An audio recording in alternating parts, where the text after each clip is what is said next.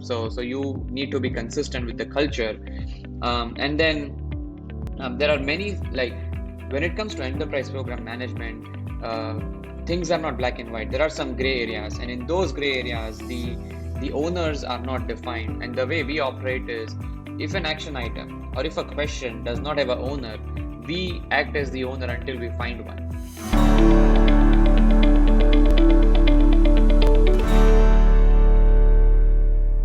Thanks for tuning in. My name is Galen Lowe with the Digital Project Manager. We are a community of digital professionals on a mission to help each other get skilled, get confident, and get connected so that we can deliver our projects with purpose and impact. If you want to hear more about that, head over to thedigitalprojectmanager.com. Hey everyone, thanks for hanging out with us on the DPM podcast. My guest today has over a decade of experience managing complex technical programs for some of the digital world's most prominent organizations, including Amazon, Accenture, and PayPal. Today, he is a director of program management at Roku, where he leverages his technology and business background to run high-visibility corporate and platform business initiatives at all levels of the organization. Outside of work, he's married to his partner of many years, stays in and around the Bay Area, plays cricket, and also volunteers at BAPS Charities, a socio-spiritual organization focused on early child development initiatives. Folks, please welcome Dharma Mehta. Hello, Dharma. Hey Galen, how's it going? It's going well. How's things going with you? I'm doing good. COVID restrictions are opening up, so making a few outdoor trips since last few weekends, and I'm enjoying it. Nice. Awesome. You've been getting good weather? Yep, the weather is awesome today. It's bright and sunny outside. So, yeah. Awesome. Love that. And in addition to sort of getting back out there, is there anything in your world that's been inspiring you lately? Good question. 2 days across, I came across this quote by Charles Swindoll. It says, "Life is 10% of what happens to me and 90% of how I react to it." And professionally speaking, it completely resonates on what we do. Program managers are supposed to not only focus on 10% of what happens, but a lot of our time also goes into 90% of how we react to those situations. I love that. And actually, it reminds me of a conversation I was having, actually, our last podcast episode, where we were talking about reactions and how important it is to manage those reactions, especially in your project when you're under pressure or in the room when you're in a meeting. You know, yes, 10% of it's happening to you, 90% of it is being thoughtful about how you react to it. Right. And maybe your knee-jerk instinct might not be the right thing for the project or the right thing for the people in the room. Probably, sure. Yep. I really like that. Very cool. Awesome. All right, let's get into it. Let's dig into what really makes the value of an enterprise program manager hyper-visible in a large digital organization, and also what it takes to play at the level of the game that you and your team play at. But to start, I wondered if you could tell us a bit about the professional version of you. How long have you been a technical program manager, and what are some of the organizations you've worked for in the past? Good question. I have been a TPM for over 5 years now. Historically, I have worked for consulting and tech firms, including Accenture, PayPal, Amazon, before which I was with a startup. And as you know, currently I am working with Roku in program management space. Awesome. Very cool. And do you think you could tell us a bit about your role at Roku and what you do? Sure. So I'm part of centralized program management organization, and we do program management for two types of initiatives.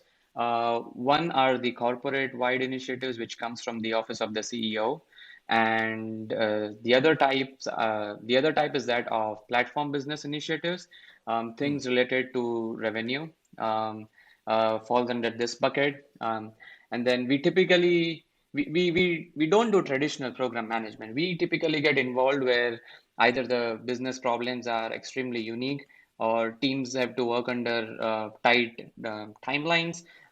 There is a requirement for cross-functional collaboration beyond specific organizations, or at times the path forward is uncertain. So we selectively do program management for very special or specific programs within the organization. That's really cool. So you're kind of like EPMO, but like the SWAT team. Right. You come in when there's like a really special mission. Right. And we purposely don't call ourselves PMOs because we consider us as being internal consultants who are specialized in solving unique problems. And we love to call ourselves thin layer of awesomeness in the organization. I love that. I just love that framing. I'm probably gonna steal that, but like, how different is that compared to like enterprise PMO? Like, I think there's a really good reason why you don't call it a PMO because you are that layer of awesome. You are consultants. You are empowered, and you're driving these initiatives forward, like from the C-suite or really complex platforms. Like already to me, that's like, wow, that sounds different than just being a project manager or even a Right, program manager. right. So that's super cool. I wonder if you could maybe like dive a little deeper and just tell us about like the types of projects that your teams manage. Sure. So as I said, we bucket our programs into different parts. So the ones that are corporate initiatives include things like mergers and acquisitions, or strategic partner integrations with external partners, or dealing with unique situations. For example, now we are planning for the post-COVID return to office world, which requires a lot of thinking. A lot of things have to be done across the company to enable employees to come back safely to work. We program manage those type of initiatives as well. And on the platform business side, we work on strategic or operational projects or programs for our advertising sales organizations or product organization, or we support the Roku Pay platform. So again, depending on the situation and the ask, we could be dealing with one or more of such initiatives within the platform business side as well. It's actually interesting because you described what a lot of people would think are two very different things, right? Platform seems very technical, and then like the corporate initiative side doesn't sound like it would be that technical, but when you start talking through it, you're like, actually, it is, right? Mergers and acquisitions, partner integrations, return to office. Like, yes, these are corporate initiatives, but I think that there's a lot of technical moving parts. There's a lot of technology involved. Would you say that's true? Uh, Depending on the program, yes. For example, strategic partner initiatives. I recently worked on integrating a music provider into Roku's ecosystem, and Cool. um, one important skill which is required in this job is being able to deal with technical and non-technical conversations. So whenever you are discussing more with leadership, typical conversations would remain at a higher technical or non-technical level, but there are always situations where you need to understand the underlying technology to have a sane conversation with someone on the technical team, because you need those details to move your program forward. So yes, while they don't sound technical at the highest level, typically you would get involved in some parts of technology while running one of these programs. That makes sense. And it makes sense that your role is to kind of simplify the technology into sort of business objectives and a business understanding for certain audiences. But then you're still also kind of in the weeds with the team, having those technical conversations where they need to happen, if that's what's part of your project. Right, right. That's very cool. Speaking of that, how would you describe your management style as a technical program manager? It's a good question. So it really depends. It's hybrid. It's typically not a one size fits all situation. Being a TPM, you typically want to be loved and have trustful relationships across the organization, because an important skill that will help you succeed is influencing without authority, which comes with trust.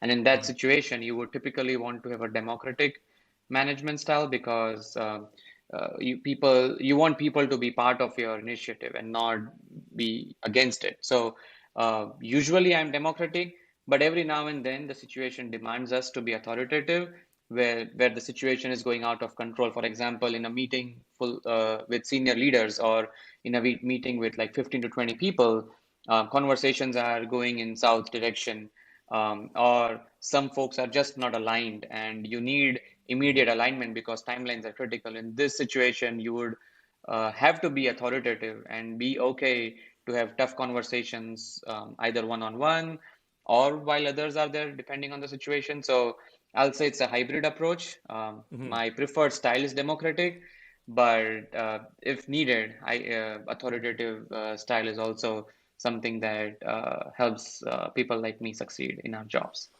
I like that. I like that dynamic range. It's like kind of collaborative and democratic, and sometimes just to get the job done, to get things moving, to get things out of a rut, you need to sometimes have that other gear as well. Right. That might take you into something that feels more authoritative, but really in the best interests of the project and the best use of everyone's time. Exactly. As long as you have the uh, understanding of this is what these need, what this is what is needed for the customer, and this is the right thing to do for the business. Being authoritative is not a bad thing. And if you have good trust or good relationships with your project teams, then eventually they will understand it. Maybe in that spur of moment they wouldn't like it, but once everything is done, you can always go and have a conversation, and if needed, apologize and say, this is the reason why I had to be authoritative, and people understand. Right. So having Yeah. that trust is important. Otherwise, things could backfire as well. I like that. Yeah, it works because you have that foundation of Right, trust, right. and because you've been reasonable and democratic in most scenarios. And sometimes you just need to get the job done, and Exactly. maybe apologize later. Yeah. No, but I think that trust is And so important. I and love that. and you genuinely have to do it. You can't just apologize for the sake of it, Yeah. because no one likes being authoritative. At least folks in my role typically wouldn't. And so it's okay to do that as long as you are genuinely doing it. The other person will definitely understand your perspective as well.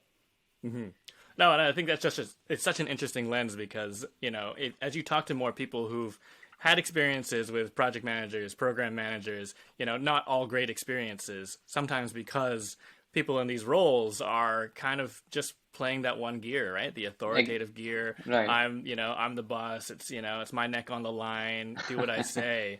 And as a result, they're not building this trust, and they're not really moving the project forward in a productive way. It's just moving ahead, like kind of blindly and not with the team rallying behind it. It doesn't have that strength and momentum. Right, right. So yeah, I love that. And as TPMs, you would typically be managing projects wherein you don't have direct authority over those organizations. It's cross-functional. So it's not like people are reporting into your hierarchy. So you definitely have to understand that dynamic as well while working on projects and programs. Absolutely. That's a huge part of it for sure. Right. Which I think it maybe is a good segue. So I just wanted to let me just level set for our listeners first. So Dharma and I, we've been pulling on this thread about like the value that an enterprise program manager delivers and how the expectations of the role within a leading technology organization is a lot more than just minding the iron triangle of scope, timeline, and budget. And it's not doing it from the sidelines either. And actually, because digital solutions are woven into every level of a digital enterprise, these programs are also often imbued with like the pressure and urgency that comes along with any high visibility project that is directly tied to how revenue and profitability is reported within a public company. So yes, there is immense value in making sure that programs are on schedule within costs, but in a lot of ways, that's the baseline expectation, right? Right. Like where the true value lies is in someone's ability to bring together these various layers of the organization, from like engineering and the product teams to the senior leadership level and the C-suite, to take decisive action towards delivering business outcomes effectively and strategically. So anyways, that's my that's my overall framing and rant, but tirade over. But yes, things that you've been talking about since we started this conversation, right? Where it's bringing a lot of different types of people together. You're dealing and you're changing your communication and management style for different audiences, from senior leaders to folks who are just like working on the actual technical product, writing the code, doing the testing, and it's bringing all of these groups together to take action. And the stakes are high in a technology organization because this isn't just a side project. This is like business. This is business Right. evolution, Right. and it comes from the top. So for our listeners, I thought I'd just start out simply by asking, what in your eyes are the most important qualities for a program manager on your team to bring to the table? So it's a good question, and I know we briefly touched on this in our previous conversations as well.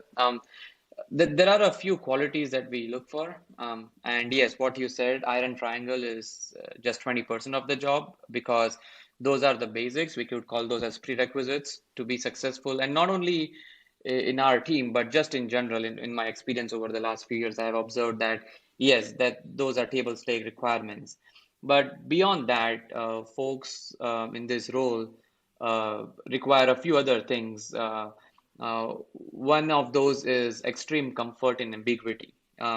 We face situations where none of the project team members or cross-functional leaders know what should be done next. And as a program manager, obviously you may or may not have the subject matter expertise, but you should be able to be, first of all, comfortable in that ambiguity, and second, ask the right questions to steer the direction, to steer the team in the right direction.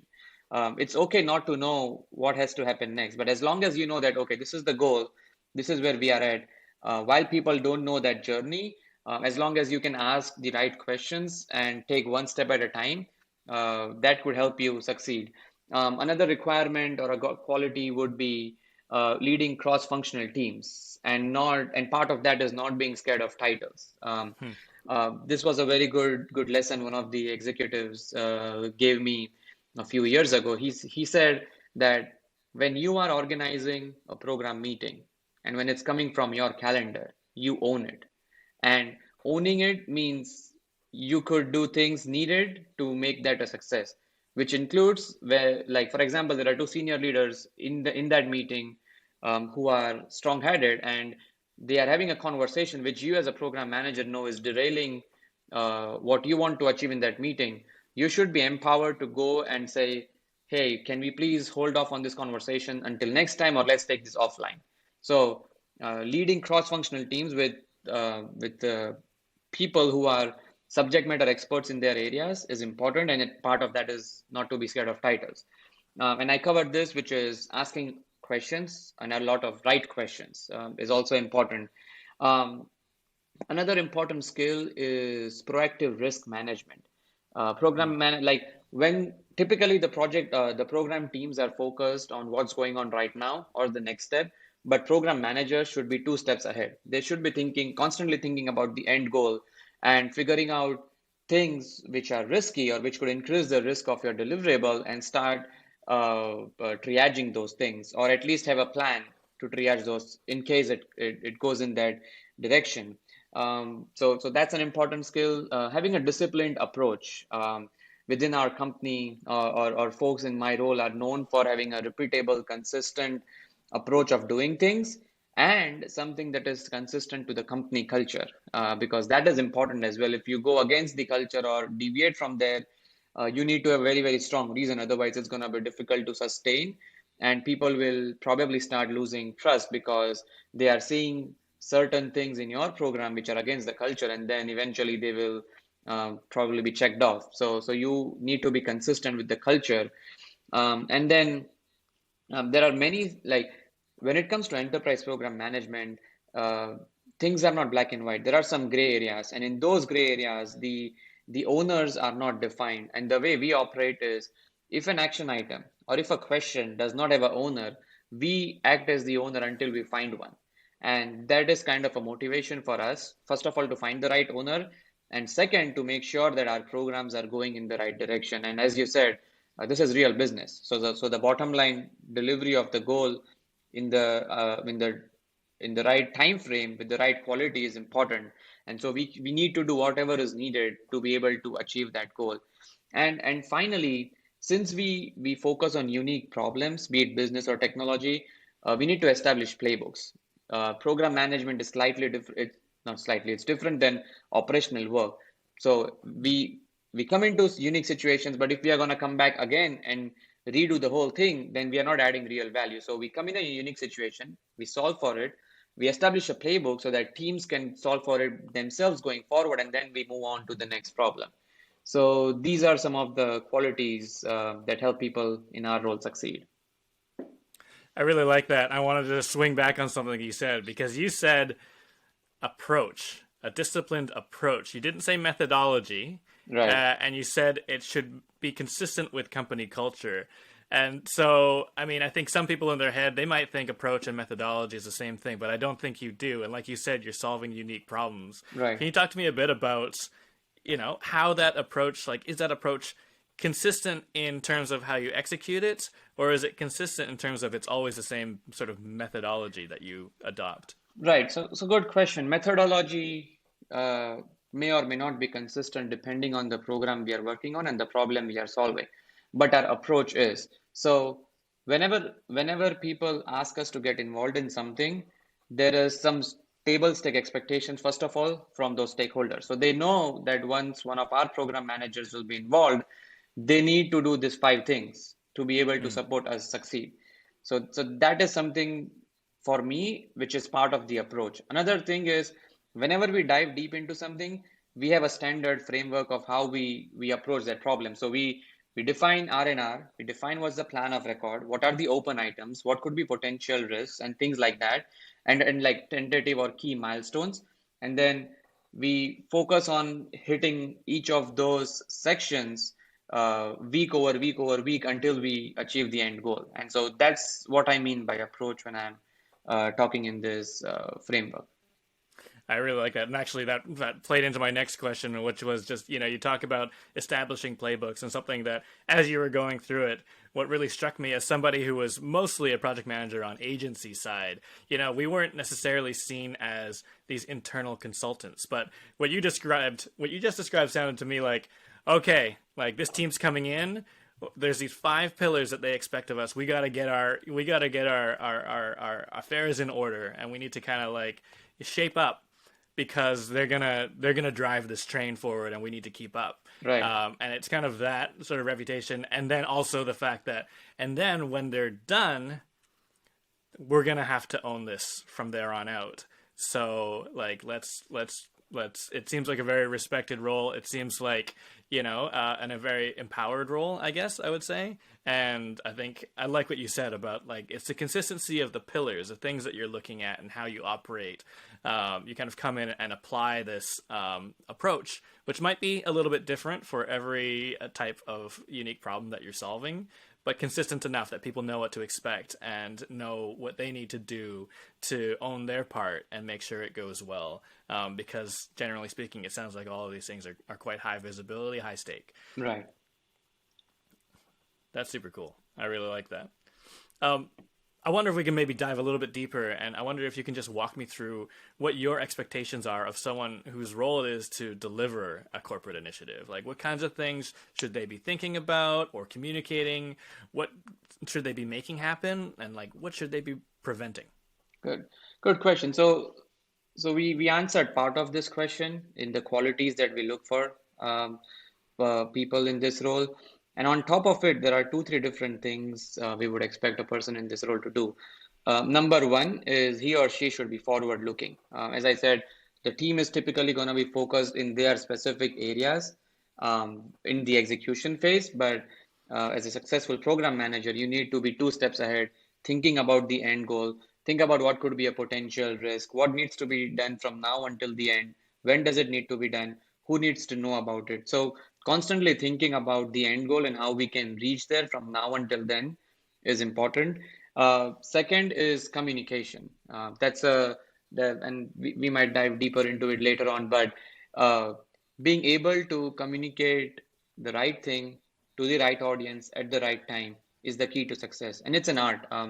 I myself struggle sometimes, but I'm still learning. And that is needed to be able to, first of all, be respectful of everyone's time, because in this role, we, for example, organize weekly meetings where senior leaders across different domains, for example, one of the project teams I lead includes leaders from marketing, finance, engineering, product, and sales.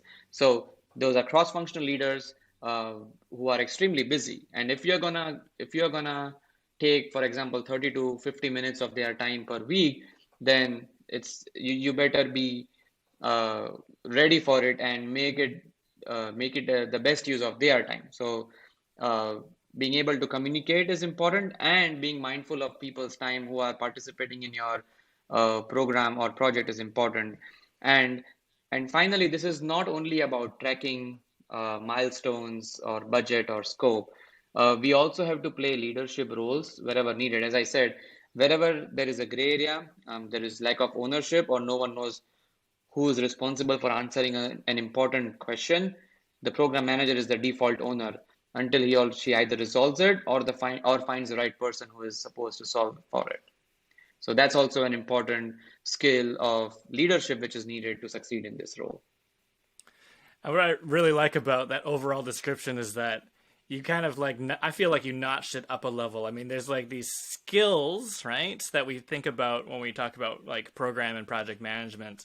And then I think what you described is this layer on top, right? It's the function of owning, the path ahead. It's about owning the communications and like filtering the communications Right, and delivering the communications at the right time to the right people in the right way. right. And And all of that for me like wraps up in that leadership role, right, of like being the person who owns this, who right, owns how, the captaining the ship, for lack of a better metaphor, to just make sure that everyone knows what to do, what's at stake, when something is important, what's urgent versus what can wait, and really just navigating that right, overall process. right. And navigating is the key here as well. Like I remember a situation where it was Friday afternoon. We were deciding between launching and not launching a product, and it's not an internal product. So once we decide to launch, within an hour we had to do public announcement. Like we had Mm-hmm. this whole GTM team working on it, and within a fraction of 30 minutes, the decision was taken with the core leadership team, which included like 5 people. There were 40 people in this project. 5 people decided from no, we are not launching to yes, we need to launch. We had our reasons to do that, Mm-hmm. but those 5 people were then focused on product launch, and my responsibility became to make sure that the remaining 40 are on board with this because even they had to play their roles for this launch. And within Mm-hmm. a span of 2 hours, we announced it publicly. So uh, that was a different sort of a leadership role where I had to make sure that while those 5 critical resources made the decision, the remaining 35 are aware of it and they were playing their roles. Otherwise, we wouldn't have Mm-hmm. succeeded. I like that, of that the whole sort of driving that decision to be made, which sounds very high stress. It is. I should just say, and then owning what happens next, right? Because Right. then that team of 40, including the 35 people who weren't necessarily in the room making that decision to launch the product, have to get on side and like walk down that path of Right. actually, yeah, launching something to the world, under a big brand name. Right. And then owning is definitely one part of it, but the other part of it is knowing what needs to be done. Like Hmm. you need to be extremely reactive in this situation. And as I said, 90% of it is how I react to it because what you do in the next 2 hours is going to be critical for the success. Like you might have worked really hard for last 5, 6, 7 months, but if you fail in those 2 hours, then the whole effort may not be that successful. So Hmm. owning and knowing what needs to be done is also important in these situations. That's very cool. That sounds exhilarating and, yeah, very high pressure. Part and parcel of what we do. There you go. All right, let's dive into some of the juicy stuff. So I mean, we've talked about the role of your team as internal consultants, that awesome of layer. But I wanted to dive a little bit deeper about the reputation of your team, and I'm just wondering, where you're working right now, or even where you have worked previously. Like, how has program management been perceived within the organization? You mentioned you were like trying to be loved and trying to be democratic. Sometimes, you need to lay down the law. Would you say that you're loved and respected? Or would you say that you're feared? Would you say maybe both? Because I hear a bit of both. I'll say it depends on the situation, but in general, my experience has been over the last few years, 9 out of 10 times we are loved and respected.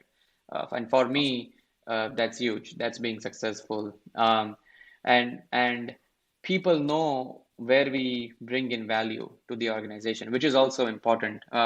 My observation is once you're like for a very small startup, this role may not be seen as that important because you have lesser coordination requirements, lesser people. But once you hit that specific mark of, let's say, more than 150, 200 employees, the importance of program management just keeps on growing, growing, growing. And until this big organizations, uh, the role has become very standardized these days, including in all the FANG and non-FANG companies.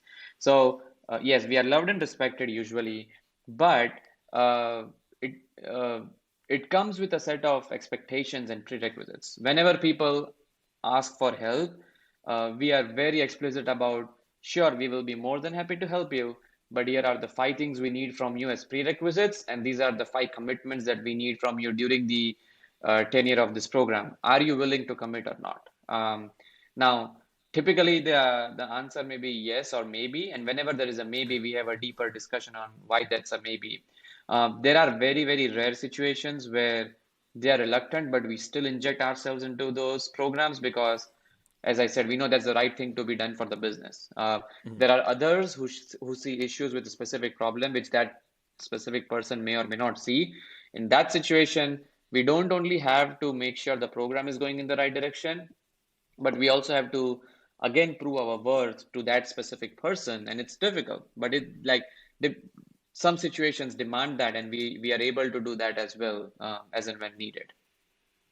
I really like that, and I kind of like in my head the metaphor that I'm like picturing is kind of like, you get your sort of like fitness coach, right? They're gonna whip you into shape, but you got to be ready. You got to be ready to wake up at 5 a.m. You got to be ready to eat well. You're gonna have like cook with good ingredients. Not eat out. You have to be ready in order to Exactly. transform. But then also the other side of the coin, which is like you are transformation consultants in a way, right? Right. Your results speak for themselves, and like as you're talking about it, it's like, yeah, loved and respected, a little bit feared by Right. some, Right. but I think that love and respect comes from the fact that they've seen it happen in other parts of the organization where your team Yes. steps in. They're like, listen, we need this, we need this, like these five things from you.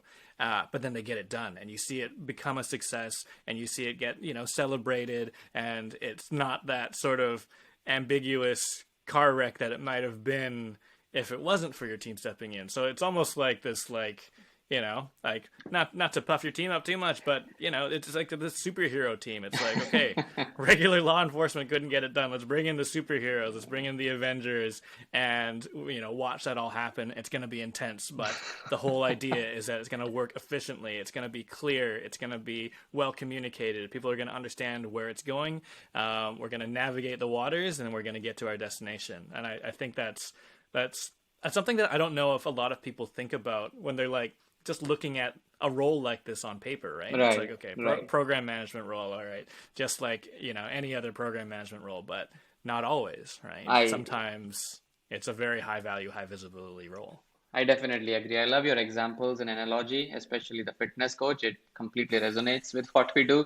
Uh, I I love the way you call us transformation consultants as well. And we don't do any official or formal publicity of what our team does. It's all word of Hmm. mouth publicity in my existing previous roles. And the reason people want us is because they have seen success. As you said, they have seen us do something successfully with a specific business or technology problem, and then they want us to help them with something similar or completely different.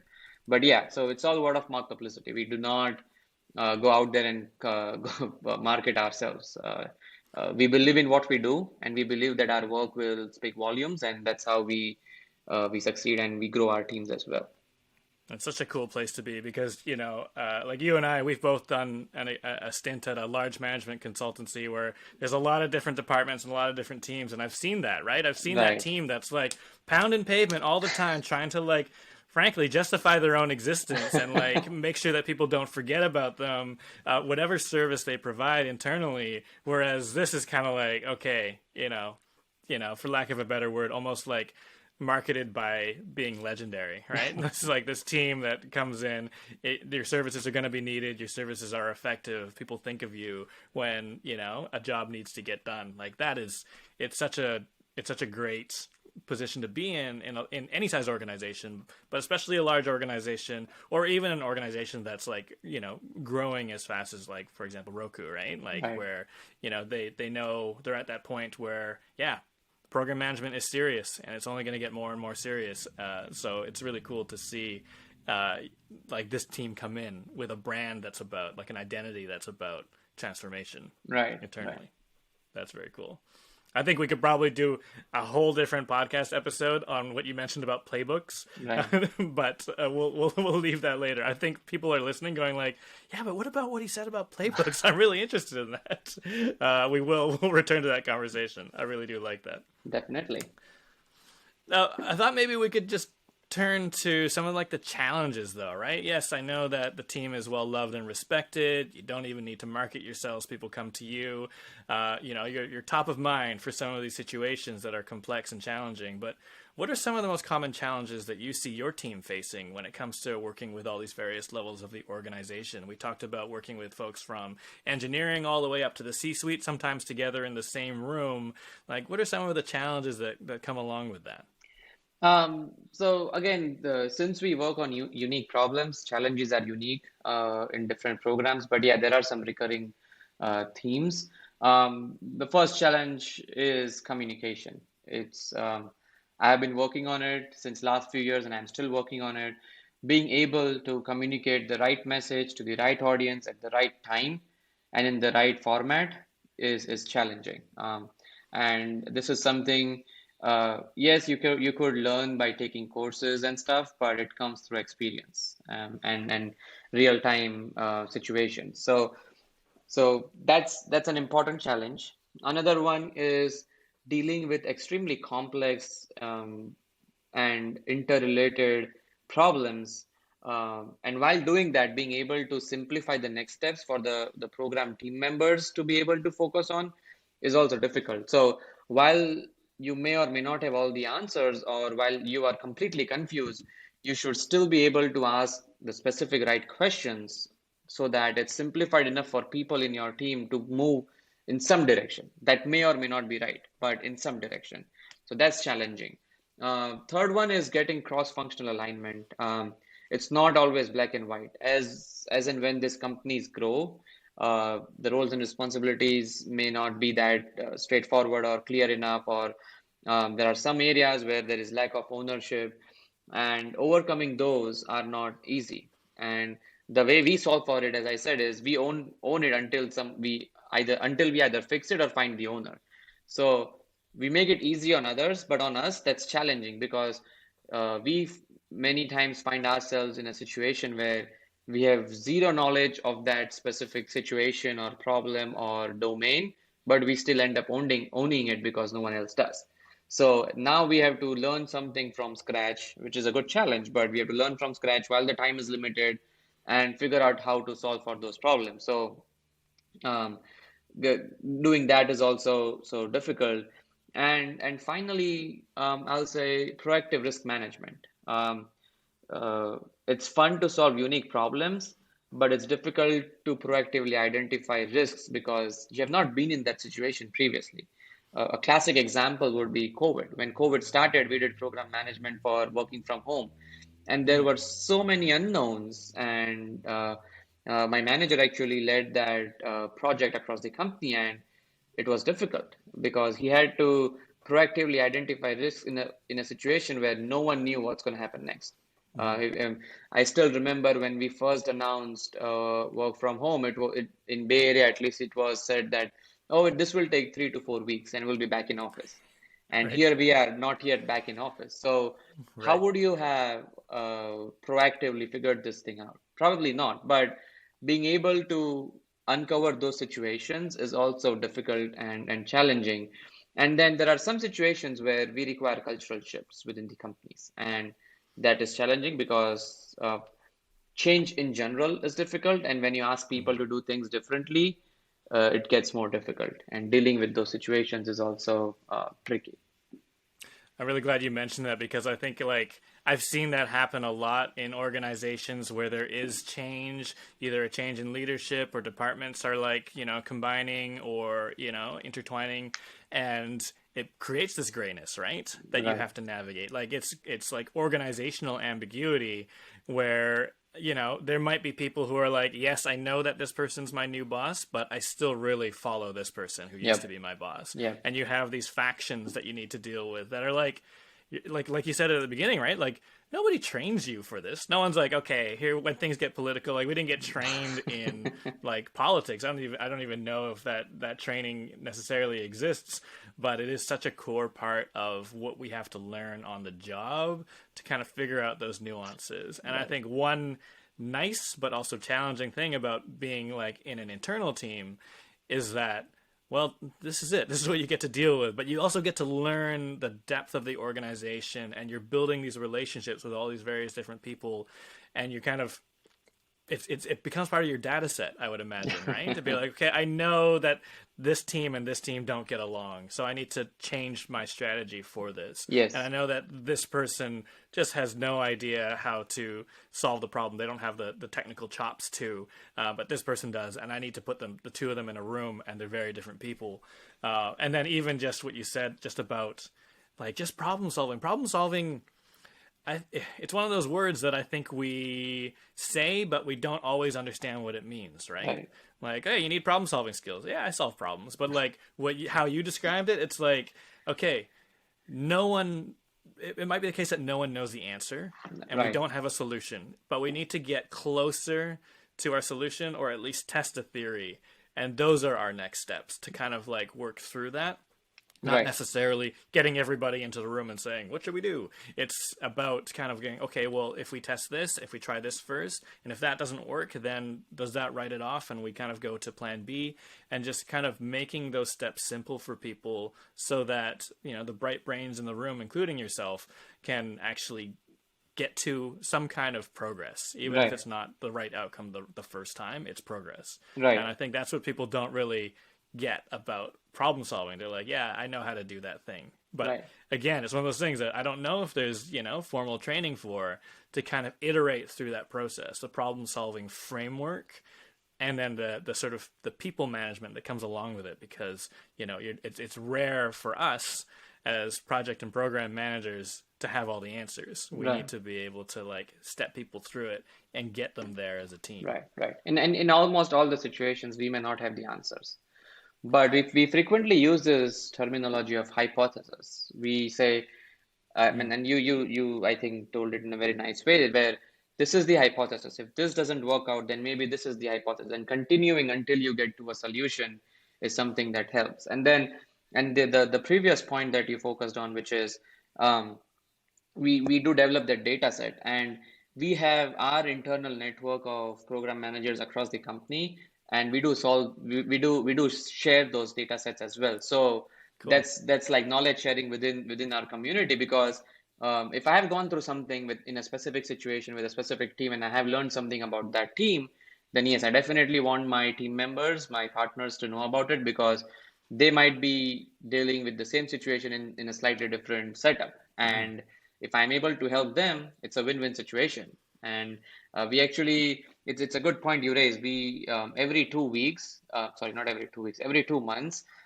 we have this program management specific sync ups where we share best practices from last 2 months, and that helps us understand things which may or may not be relevant to us at that moment of time, but that addition to our data set helps us succeed down the line as well.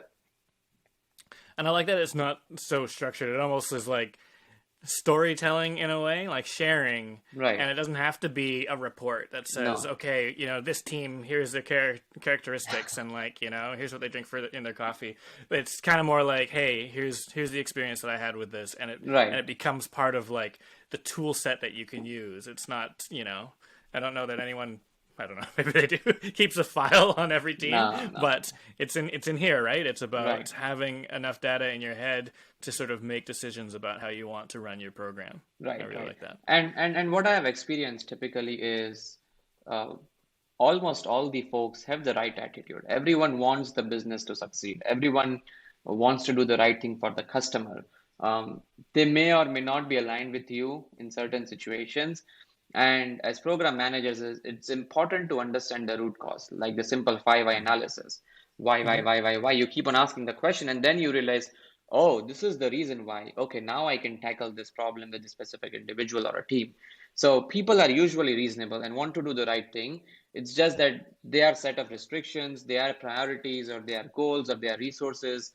are slightly differently structured than the way you would want it to be for your program to succeed.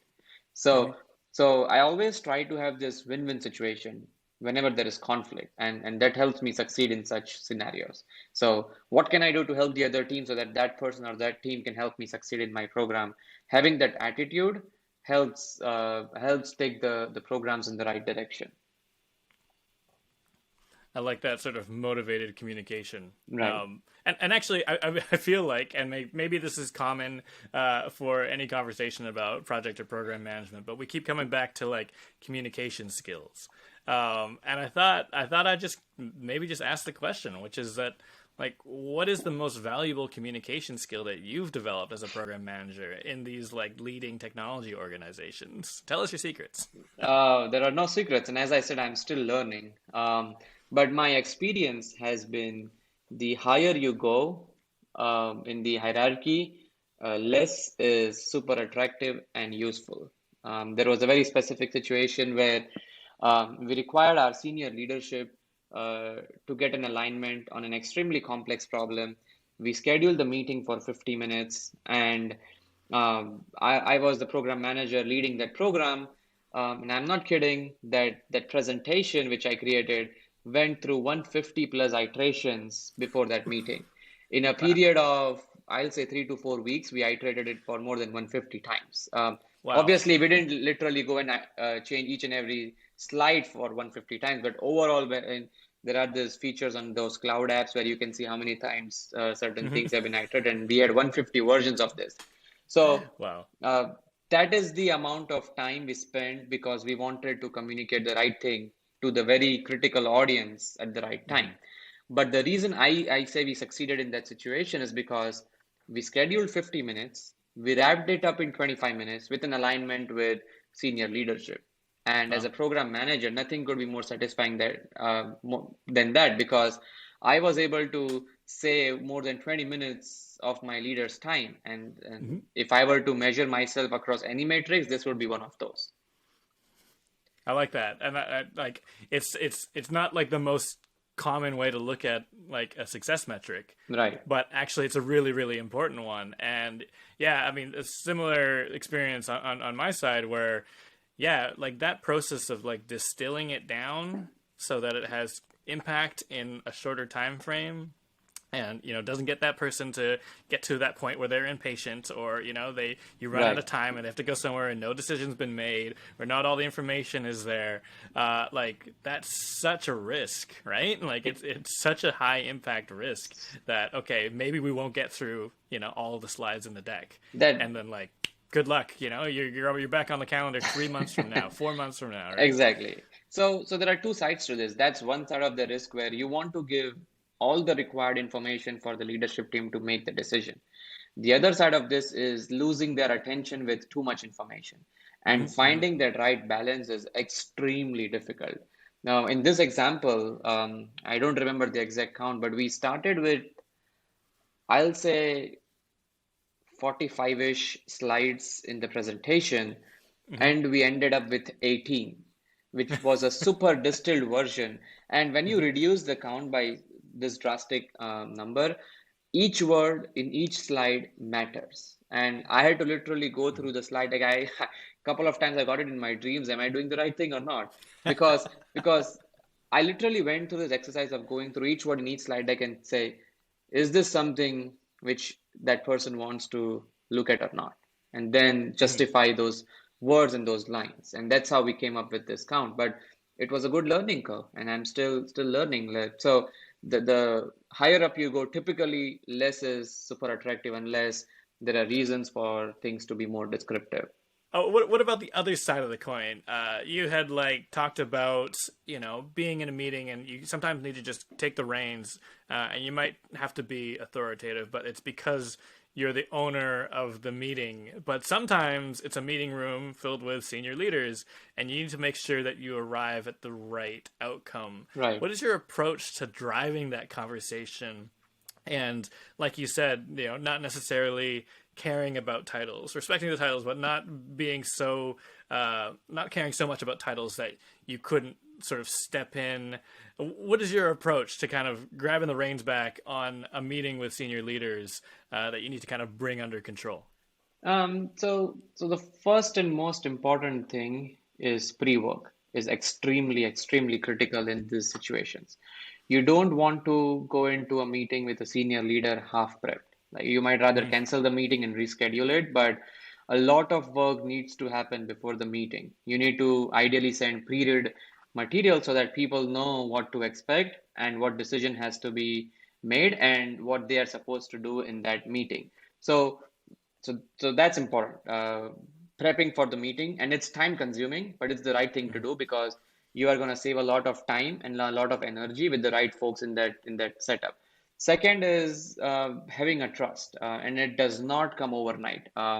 It comes with experience. It comes with your expertise in program management field.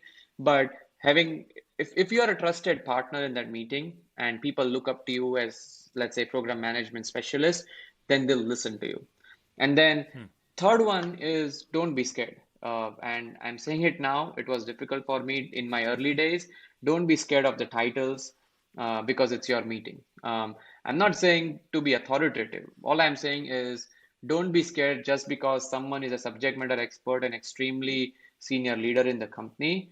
Uh, though if you think that that discussion is either not relevant to what's going on or it's going into weeds or you don't have time for that discussion, it's okay to take the reins and call it out politely in that setup and move things forward. People eventually will understand that. I really like that. And yeah, no, it doesn't sound easy. I'm like, in my head, I'm picturing, I'm sure I've had these moments in meetings where I'm like, okay, well, that person's the, senior VP of this or president of this. I'm just going to let them keep talking until they're done. I'll wait for a pause and then I'll get back in, which isn't necessarily the right thing to do, especially if, like the personalities that will just fill the air because That, maybe they weren't sure of like what their role was in that meeting. Maybe that pre-work hadn't been done for them to understand, so they're gonna talk about something that they think they're supposed to talk about, but maybe it isn't the right thing. right. And there are different ways of dealing with it. You don't have to be abrupt and say, hey, can you please stop talking? You can say, Hmm. how about wrapping this up in next 2 minutes so that we can focus on something else? Or I have a humble request. Can we please take this conversation offline because I have these two things to be covered to get to this decision? Like, if you are being Hmm. polite and you're having the Hmm. right intentions, people will eventually listen to I like the humble request. I'm gonna steal that one. you. And Oh, there are times it won't work, but that's probably that's a good starting point. So, yeah, a little polite intrusion. right. I like that. Let's zoom it back out. I know we kind of got into the thick of things and like the day to day, which was what I wanted to do. But maybe just to kind of zoom it back out to our theme on like value. I'm just wondering about impact. Like, what is the impact that a good program manager can have on a corporate initiative? Uh, we I think on a corporate initiative, the program manager could have a direct or indirect impact on saving cost, increasing revenue, defining the future strategy, 3 to 5 year roadmap of the company, influencing critical decisions, or the future direction of the company itself. It sounds a lot. It might seem as if I'm exaggerating a few things, but I have seen in a lot of situations where folks in these roles have directly influenced a lot of critical things for a company. And I personally believe in it. And that's why this role is, in my opinion, extremely special because people in this role are able to do so many critical things that help the company succeed, not only to the external world in the market, but also within the company across all the employees. No, I like that lens that you've put on it as well, and just like your experience because, I'm sure everyone has worked on that tiny project that nobody cares about. And yeah, that's going to be the case sometimes. But when you're talking about programs at the corporate initiative level, we're talking about how an organization is staying competitive. Right. How everyone is getting paid, how the organization is growing, period, and staying relevant, period, in the marketplace.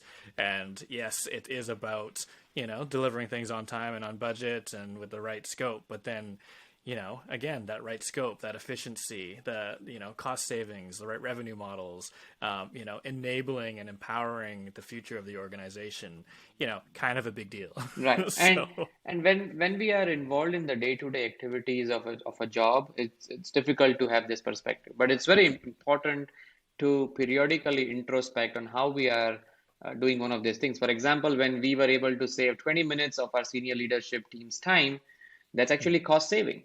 Those are highly compensated people, and if I would have spent 20 more minutes with them, then it would have been an expensive meeting. So like no one is going to come and tell you that, oh, this was your impact, but you need to understand that and be proud of yourself because you did it. So being introspective periodically, maybe once a quarter, once every 6 months, also helps stay motivated in your role in the situations, and also and then understand where you are adding value, and also find out more situations where you might be able to add value down the line. love that. And maybe a closing question from me. What is your best advice for someone looking to build a career in program management in an enterprise environment like the one that you're working in? Like, what kind of skills should somebody be focusing on to do the job? So it's a mix of all what we spoke in today's conversation, but at a very highest level, if someone is interested to grow as a TPM, technical program manager, uh, technical knowledge matters, not coding, but understanding the system design and being able to have technical discussions with the right audience is important. And in general, from a program management standpoint, having the apt business and soft skills tied with leadership skills is important. I've actually written a couple of articles which I can share later on with this Awesome. audience on what does it mean to be a TPM. I actually wrote it with the digital project manager That's right. team, so we can share those as well. Awesome. Yeah, I'll definitely put that in the show notes. And like, I think the thing that kind of wraps all of that around, that wraps all around that is what you said about like these moments of introspection. And, the focus being on moments, right? Not always necessarily introspecting and not seeing the forest for the trees and not Right, living in the moment, but taking the time to think about, okay, what are the skills that, I know that I can improve, and how can I go about closing that gap? The answer is not always going to be formal training, like you said, right? Sometimes right, it's not formal training for all of these things, but it's about understanding the balance of skills and, the mix of hard and soft skills that you're bringing to the table, and putting yourself in front of experiences that will develop your people skills. And they might not always be the most comfortable things, but they are, the ways to kind of learn these things and sort of, get this training under your belt, quote unquote training, from your real world experiences, from your life on the job, right. that will help you develop day over day.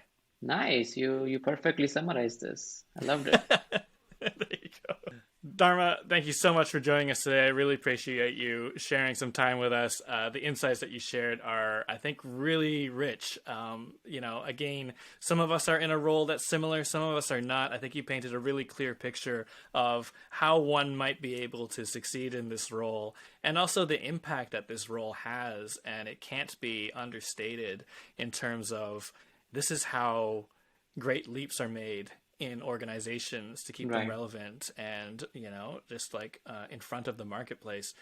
So I just think that it's been really insightful. Again, just the value that your team delivers, that you deliver, and yeah, I just want to say thanks for sharing some of your experiences and your knowledge with us. Awesome. I thoroughly enjoyed our conversation. Thanks for having me, and hopefully we could have a few more conversations down the line. Absolutely, that sounds like a plan. Okay. Thank you. So what do you think? Is this standard fare for the technical program manager role, or is this another layer of politics on top of an already difficult job? Tell us a story. What's the harshest feedback you've ever received from a senior stakeholder? And was it helpful? And if you want to learn more and get ahead in your work, consider becoming a DPM member. Head over to thedigitalprojectmanager.com/membership to get access to our experts forum, templates library, mastermind groups, monthly workshops, live mentorship sessions, Ask Me Anything sessions, ebooks, and more. And if you like what you heard today, please subscribe and stay in touch at thedigitalprojectmanager.com. Until next time, thanks for listening.